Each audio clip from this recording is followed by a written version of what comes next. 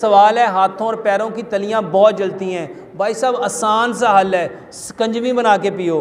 सब्ज़ धनिया पुदीने को रगड़ लो, सब्ज़ धनिया पुदीना रगड़ लो, गुड़ वाली शिकंजवी बनाओ।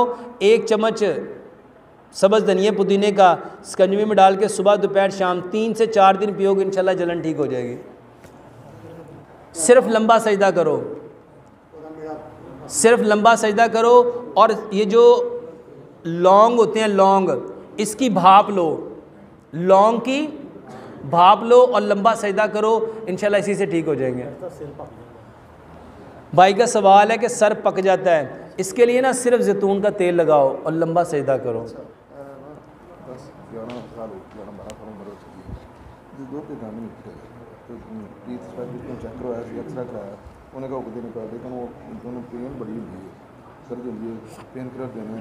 कुछ नहीं देना।